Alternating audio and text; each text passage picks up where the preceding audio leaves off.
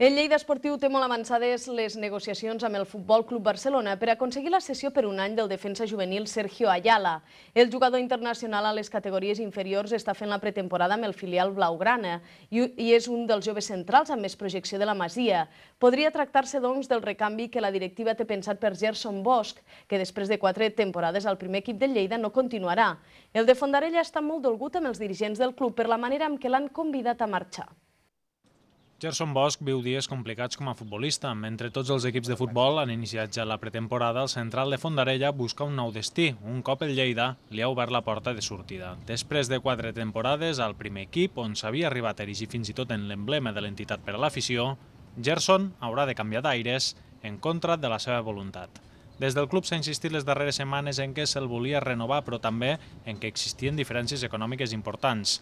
El defensa lleidatà té clar que la directiva no el volia. El meu desig era continuar aquí a Lleida, no? I crec que si ens haguéssim assentat a negociar i tot, estic segur que haguéssim arribat a un acord, no? Perquè des del meu punt de vista personalment hagués estat disposat a baixar amb la fitxa i el que fos per intentar continuar aquí perquè era el que jo volia, però ells s'havien tancat una mica en banda, no contestaven moltes de les trucades, fins i tot un dia ens van deixar plantats i tot, i crec que ja et dic, no són formes d'actuar per uns dirigents d'un club tan important com és el Lleida.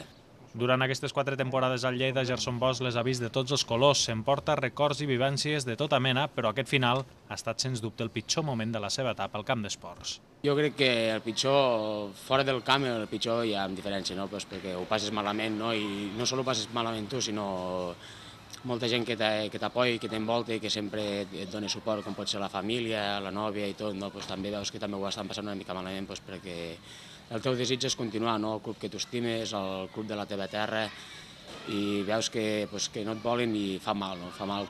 Gerson veu complicat tornar al Lleida mentre hi hagi l'actual directiva, però assegura que no deixarà de seguir-lo i animar-lo, sobretot per l'afició i pels amics que deixa el vestidor. Ne queden pocs, però els que queden valen molt la pena, i llavors crec que sols per aquest simple fet crec que la gent ha de seguir apoyant igual o inclús més del que havia apoyat fins ara amb aquest d'això, i està claríssim que els desitjo el millor, que facin la millor temporada possible i ojalà que el que no he pogut aconseguir jo, que és jugar a un playoff amb el Lleida, ho puguin aconseguir ells aquest any i deixar el més alt possible el Lleida, que s'ho mereix. La no renovació de Gerson ha indignat a part de l'afició del Lleida, que a través de les xarxes socials ha mostrat el seu descontent. El recolzament dels seguidors l'emociona.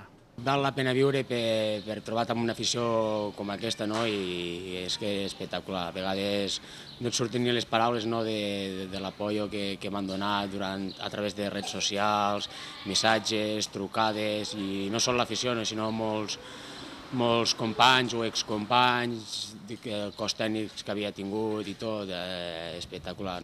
Amb la sortida de Gerson ja no queda ningú ni a la plantilla ni al cos tècnic dels qui van formar part de la primera temporada d'Emili Vicente al Lleida sota el lema de Tornem a la base.